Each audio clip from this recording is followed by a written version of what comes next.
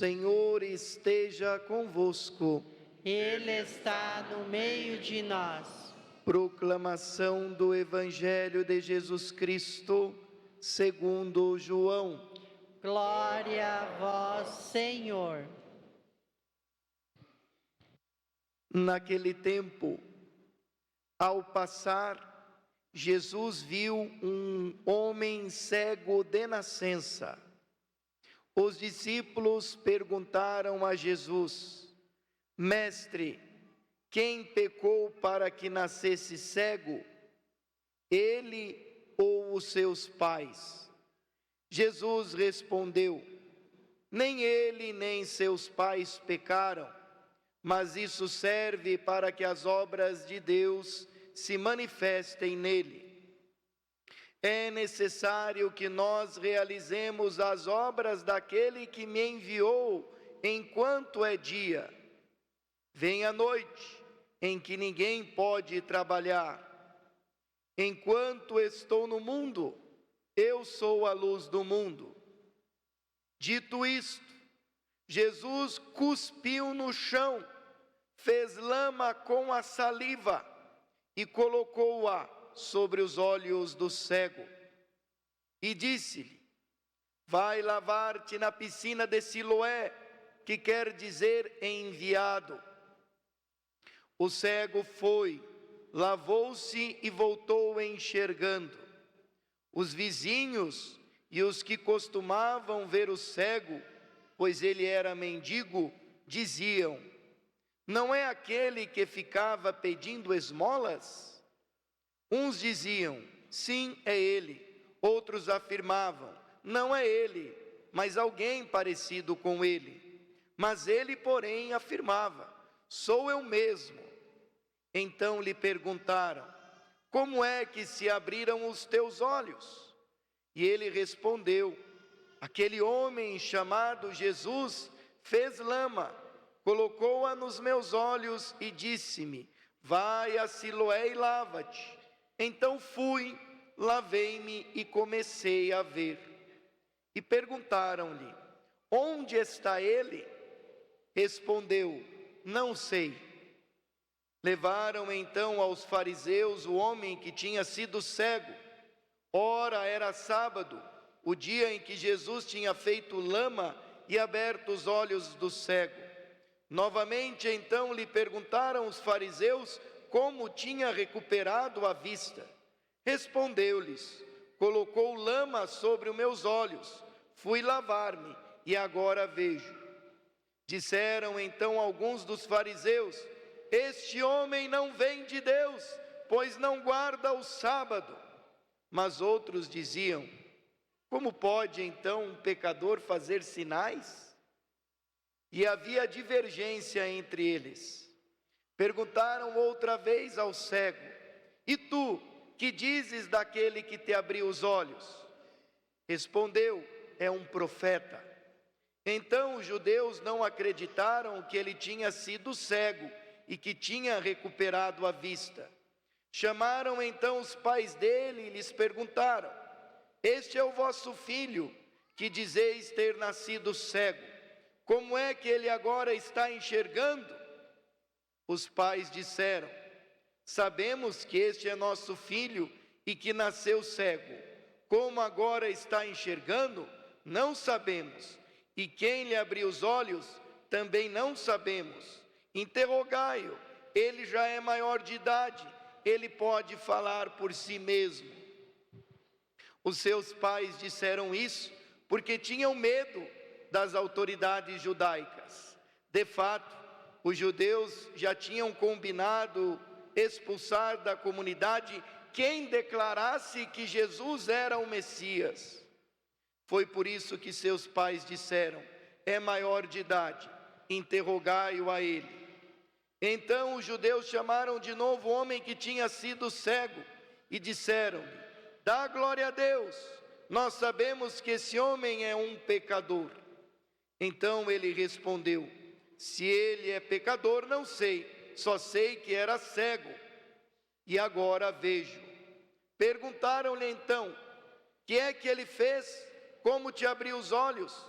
Respondeu ele: eu já vos disse, não escutastes, por que quereis ouvir de novo? Por acaso quereis tornar-vos discípulos dele? Então insultaram-no, dizendo: tu sim és discípulo dele, nós somos discípulos de Moisés. Nós sabemos que Deus falou a Moisés, mas esse não sabemos de onde é. Respondeu-lhes o homem, espantoso: vós não sabeis de onde ele é? No entanto, ele abriu meus olhos. Sabemos que Deus não escuta os pecadores, mas escuta aquele que é piedoso e que faz a sua vontade. Jamais se ouviu dizer que alguém tenha aberto os olhos a um cego de nascença. Se este homem não viesse de Deus, não poderia fazer nada. Os fariseus disseram: tu nasceste todo em pecado e estás nos ensinando? E expulsaram-no da comunidade. Jesus soube que o tinham expulsado.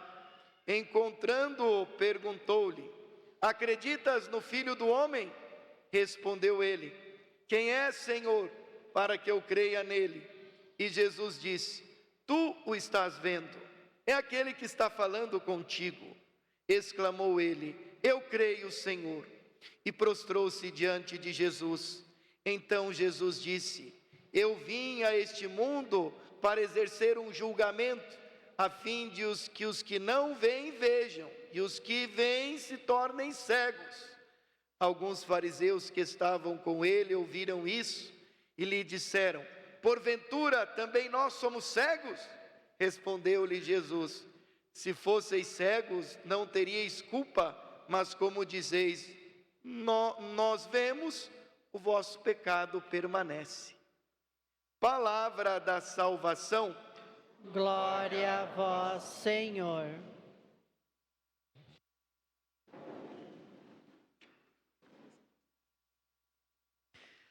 Amados irmãos e irmãs, vocês que nos acompanham essa missa, pelas ondas da Rádio Colmeia, os evangelhos, liturgia da palavra desse tempo da quaresma é maravilhosa, né?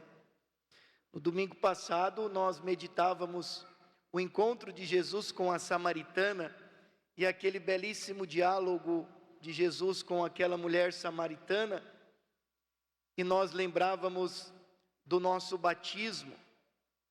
E agora, nesse domingo, novamente, a gente é convidado a recordar também do nosso batismo, porque, como escutamos no texto do Evangelho, Jesus, depois de passar lama nos olhos daquele cego, manda ele se banhar na piscina de Siloé.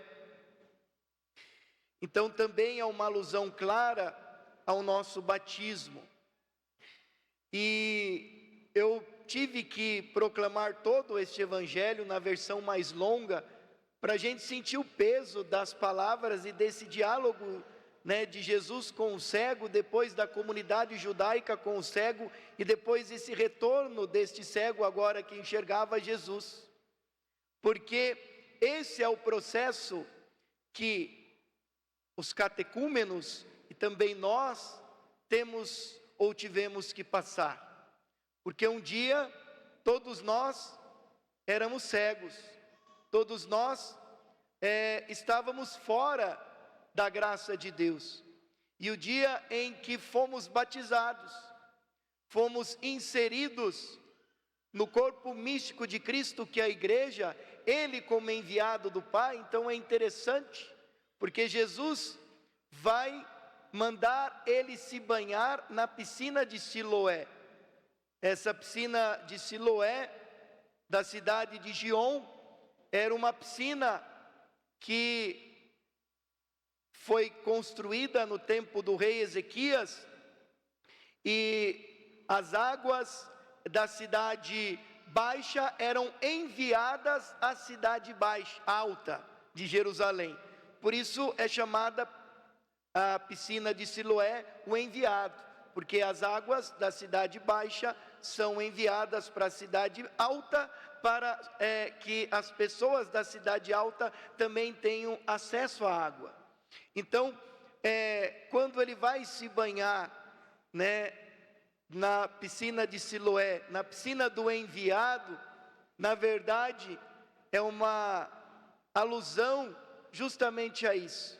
Quem é o enviado do Pai para realizar a salvação, para devolver de novo a nossa visão, a graça? É Jesus. Ele é o enviado do Pai. E é interessante como Jesus realiza este sinal. Parece uma forma, no entanto, mal educada, né? Jesus gospe no chão e da saliva ele faz o barro e coloca nos olhos desse cego de nascença.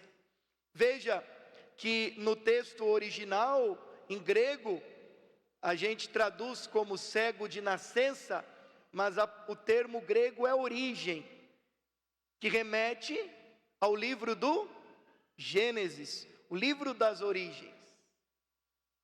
E justamente quando a gente se recorda lá da queda, do pecado original, quando Adão, Eva e Adão pecaram, eles fizeram o quê? Se esconderam da face de Deus. Então o pecado, ele rompe a nossa relação com Deus. Quando a gente peca, a gente não consegue mais contemplar a Deus, a gente foge da face de Deus, a gente se envergonha. Por isso a nudez retratada ou relatada no livro do Gênesis. Então, a forma de praticar a cura, cuspindo no chão e fazendo lama, é uma alusão à criação, porque nós sabemos que o Pai Criador nos fez do barro da terra, só que o barro era informe, então ele insuflou em nossas narinas o seu Espírito, nos comunicando vida. Por isso passamos de seres inanimados a animados, porque temos a alma, o hálito, o Espírito de Deus que age em nós. Então, quando Jesus cospe na terra, significa isso. É o Espírito de Deus que age na obra da criação, dando vida. E depois do pecado, é como se a humanidade tivesse se afastado da verdadeira vida e entrado no sofrimento. Então Jesus é aquele que é o enviado do Pai para fazer o quê? Para reconstruir a obra da criação que havia se perdido por causa do pecado. Então, ele vai recriar a humanidade agora na graça de Deus. Por isso que ao se lavar, ele passa a enxergar. Mas embora ele enxergue, ele continua não vislumbrando a graça de Deus. Embora ele tenha a cura física, ele ainda não está plenamente curado da sua cegueira. Ele faz todo um processo ali na comunidade, onde ele é interpelado, onde inclusive os pais o renegam como filho, porque ele foi curado por Jesus. E os pais, com medo da autoridade judaica, vai renegar o seu próprio filho. Isso remete também àquele outro texto do Evangelho que Jesus vai dizer: eu não vim trazer a paz, mas vim trazer a espada, o filho contra pai, pai contra filho. Claro que Jesus estava falando isso, dizendo justamente, quando a gente se deixa tocar por Jesus e inicia um processo de conversão, quando a gente vê a luz, a gente vai se tornando uma pessoa diferente. E talvez lá no nosso trabalho, a gente vai se tornando um alienígena. É interessante a primeira leitura, a segunda leitura de hoje, né? Essa belíssima carta de São Paulo aos Efésios, ele vai dizer dos frutos daquele que vive na luz. Quem vive na luz dá alguns frutos. Quais são esses frutos? Bondade, justiça e verdade. Bondade, justiça e verdade. Quem vive na luz é uma pessoa boa. Quem vive na luz procura ser uma pessoa justa. Quem vive na luz não aceita a mentira, vive na e pela verdade. Imagine lá no dia a dia, na sua família, no seu trabalho, você sendo uma pessoa bondosa, sendo uma pessoa correta e justa e verdadeira. Será que você não vai ter problemas? Certamente, a gente vai ter alguns problemas. Então, quando a gente faz esse processo de iluminação, de encontro com Jesus, o enviado do Pai, a gente começa a se tornar uma pessoa diferente. O cristão se torna como que nos meios onde ele está, um alienígena. Pelos valores que ele professa, pela forma como ele trata as outras pessoas, pela forma como ele decide as coisas da sua vida. Então, quem segue Jesus, automaticamente vive de uma forma diferente, ao tal passo de ser expulso, no caso dele, da comunidade judaica. E aí depois que Jesus volta a encontrar-se com ele, Jesus então diz: crês no Filho do Homem? E ele diz: olha, mostre-me quem é, para que eu vá até ele. Veja, ele ainda estava cego, ele ainda não tinha professado a fé em Jesus como Messias, embora tenha sido curado fisicamente, mas não estava olhando Jesus como o Messias, o Filho de Deus. E aí Jesus se apresenta: sou eu. É um dos únicos casos nos evangelhos que Jesus se apresenta. Ele sempre proíbe que falam para ele que ele é o Filho de Deus, mas para esse cego de nascença, ele se apresenta: sou eu. E aí então ele crê e se prostra, reconhece Jesus como Filho de Deus encarnado, como pessoa divina. Então, no fundo, tanto a samaritana da semana passada, como o cego de nascença, quem é?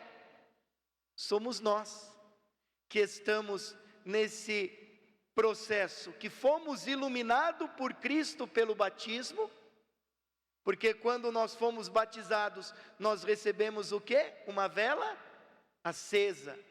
Então, nós que fomos iluminados por Cristo no dia do nosso batismo e que estamos em constante processo de conversão, em constante processo, de poder ver na nossa vida diária o Cristo que se manifesta. Porque muitas vezes, como eu dizia no ato penitencial no início da missa, a nossa grande dificuldade quando vêm os desafios da vida, os problemas, os sofrimentos, a nossa grande dificuldade é conseguir enxergar estas situações à luz da fé, conseguir enxergar a presença de Cristo sempre e constantemente em nossa vida. Quando a gente começa a passar por muitos problemas e muitas dificuldades, a primeira coisa que a gente pensa, é tentado a pensar, é o quê? Que Deus, que Jesus me abandonou, não está comigo. E aí a gente entra na cegueira. Quando a gente peca, quando a gente erra, o diabo também nos tenta a não crer na misericórdia de Deus. Deus não vai me perdoar, eu fiz errado, eu não consigo, vou ter que confessar de novo, toda vez eu erro. Qual é a nossa tendência? Se afastar de Deus. A gente fica cego. Então, nós estamos neste constante processo de libertação dessa cegueira espiritual. Que a gente possa enxergar a graça de Deus, a presença de Deus, de Jesus e a sua misericórdia sempre presente em nossas vidas. Que a gente nunca caia na tentação de pensar e de achar que Deus nos abandonou, que Deus não nos perdoa, que Deus não pode me dar mais a graça por alguma coisa que eu fiz. Então que a gente possa, nesse tempo da quaresma, reafirmar na alegria, por isso esse domingo da alegria, reafirmar a alegria de vivermos na graça de Deus, na igreja, e de podermos contar com a sua presença amorosa, misericordiosa em nossa vida. E não tenhamos medo, de onde quer que estivemos, afirmarmos que somos de Cristo e darmos esses frutos, como diz São Paulo, na segunda leitura de hoje, de bondade, de justiça e de verdade. Louvado seja nosso Senhor Jesus Cristo.